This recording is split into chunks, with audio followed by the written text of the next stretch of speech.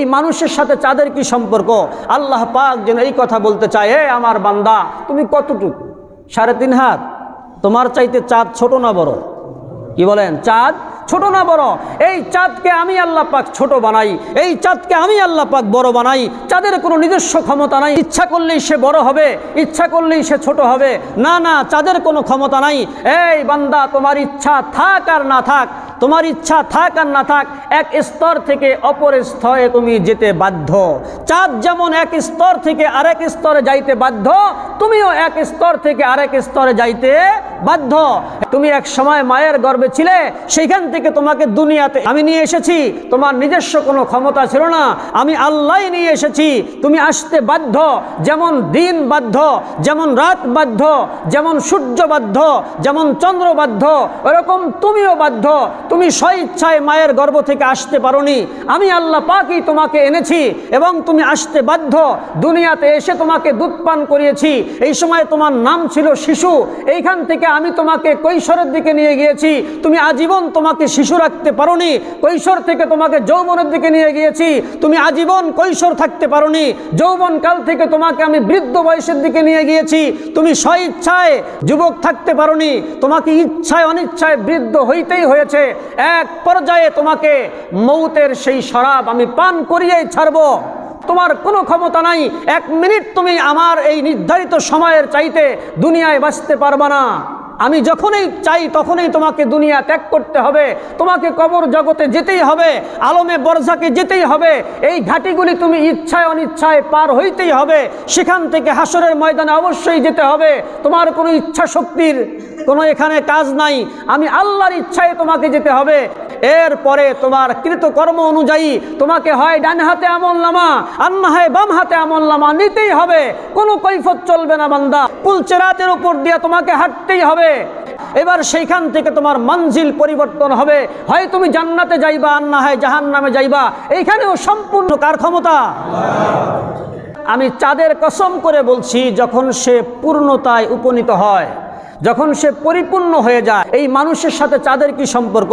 আল্লাহ পাক যেন এই কথা বলতে চায়, হে আমার বান্দা, তুমি কতটুকু? 3.5 হাত?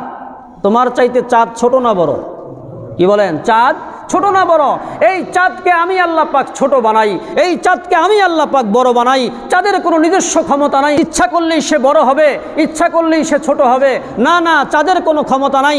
এই বান্দা, তোমার ইচ্ছা থাক আর না থাক, চাঁদ যেমন এক স্তর থেকে আরেক স্তরে যাইতে বাধ্য, তুমিও এক স্তর থেকে আরেক স্তরে যাইতে বাধ্য। তুমি এক সময় মায়ের গর্ভে ছিলে, সেইখান থেকে তোমাকে দুনিয়াতে আমি নিয়ে এসেছি।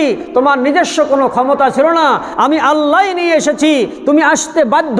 যেমন দিন বাধ্য, যেমন রাত বাধ্য, যেমন সূর্য বাধ্য, যেমন চন্দ্র বাধ্য, ওরকম তুমিও বাধ্য। তুমি স্বইচ্ছায় মায়ের গর্ভ থেকে আসতে পারোনি, আমি আল্লাহ পাকই তোমাকে এনেছি এবং তুমি আসতে বাধ্য। দুনিয়াতে এসে তোমাকে দুধ পান করিয়েছি, এই সময় তোমার নাম ছিল শিশু। এইখান থেকে আমি তোমাকে কৈশোরের দিকে নিয়ে গিয়েছি, তুমি আজীবন তোমাকে শিশু রাখতে পারোনি। কৈশোর থেকে তোমাকে যৌবনের দিকে নিয়ে গিয়েছি, তুমি আজীবন কৈশোর থাকতে পারোনি। যৌবনকাল থেকে তোমাকে আমি বৃদ্ধ বয়সের দিকে নিয়ে গিয়েছি, তুমি স্বইচ্ছায় যুবক থাকতে পারোনি। তোমাকে ইচ্ছায় অনিচ্ছায় বৃদ্ধ হইতেই হয়েছে। এক পর্যায়ে তোমাকে মৌতের সেই শরাব আমি পান করিয়েই ছাড়বো। তোমার কোনো ক্ষমতা নাই, 1 মিনিট তুমি আমার এই নির্ধারিত সময়ের চাইতে দুনিয়ায় বাঁচতে পারবা না। আমি যখনই চাই তখনই তোমাকে দুনিয়া ত্যাগ করতে হবে, তোমাকে কবর জগতে যেতেই হবে, আলমে বরজাকে যেতেই হবে। এই ঘাটিগুলি তুমি ইচ্ছায় অনিচ্ছায় পার হইতেই হবে। সেখান থেকে হাসরের ময়দানে অবশ্যই যেতে হবে। তোমার কোনো ইচ্ছা শক্তির কোনো এখানে কাজ নাই, আমি আল্লাহর ইচ্ছায় তোমাকে যেতে হবে। এরপরে তোমার কৃতকর্ম অনুযায়ী তোমাকে হয় ডান হাতে আমলনামা আর না হয় বাম হাতে আমলনামা নিতেই হবে। কোনো কৈফত চলবে না বান্দা। এরপরে পুলচেরাতের উপর দিয়ে তোমাকে হাঁটতেই হবে। এবার সেইখান থেকে তোমার মঞ্জিল পরিবর্তন হবে, হয় তুমি জান্নাতে যাইবা আর না হয় জাহান্নামে যাইবা। এইখানেও সম্পূর্ণ কার ক্ষমতা? হে দুনিয়ার কাফের মুশরিকরা, চাঁদের দিকে একবার তাকায়া দেখতে পারো না? এই চাঁদের চাইতে তুমি বড় হয়ে গেছো। চাঁদ যদি নিজস্ব কোনো ক্ষমতা না রাখে, এই চাঁদ যদি আমার কথায় তার অবস্থান পরিবর্তন করতে বাধ্য হয়। এই বেঈমান, তুমিও অবশ্যই তোমার ইচ্ছায় অনিচ্ছায় তোমার অবস্থান পরিবর্তন করতে বাধ্য। এই দুনিয়ায় তুমি চিরকাল থাকতে পারবা না। কবর জগতে তোমাকে অবশ্যই যেতে হবে, হাসরের ময়দানে অবশ্যই উপস্থিত হইতে হবে।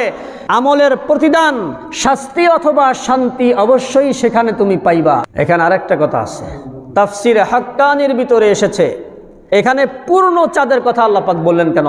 শুধু এরকম বলতেন চাঁদের পরিবর্তনের কসম করে বললাম, চাঁদের পরিবর্তন, কিন্তু পূর্ণ চাঁদের কথা কেন বললেন?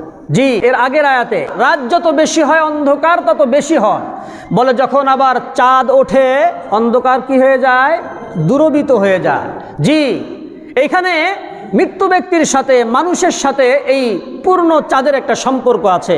বলে যখন মানুষ মারা যায়, মারা যাওয়ার পরে দীর্ঘদিন পর্যন্ত সে কবর জগতে থাকে, এটা তার আরেকটা জগৎ চলছে, সে যেন গভীর রাত্রে আচ্ছন্ন।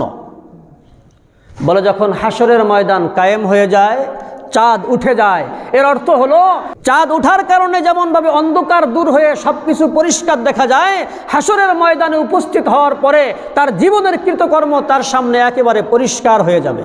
একেবারে কি হয়ে যাবে? পরিষ্কার হয়ে যাবে, আর কোনো কিছু গোপন থাকবে না। ওয়াল কমারি ইযা তাসাক, এবং চন্দ্র যখন তার পূর্ণ রূপ ধারণ করে। আমরা জানি চন্দ্র এক এক সময় এক এক রূপ ধারণ করে। কি বলেন? এক এক সময় একবার ছোট, তার চাইতে একটু বড়, তার চাইতে একটু বড়, তার চাইতে একটু বড়। কামার বলা হয় চাঁদকে। ইযা তাসাক, আল্লাহ বলেন যখন সে পূর্ণতা লাভ করে। তার মানে আরবিতে তিনটা, 13, 14, 15, এই 3 দিন স্বাভাবিক নিয়মে চাঁদটা পুরাপুরি দেখা যায়। চাঁদটা কি পুরাপুরি দেখা যায়? আল্লাহ পাক ওই চাঁদের কসম করে বলেছেন, ওই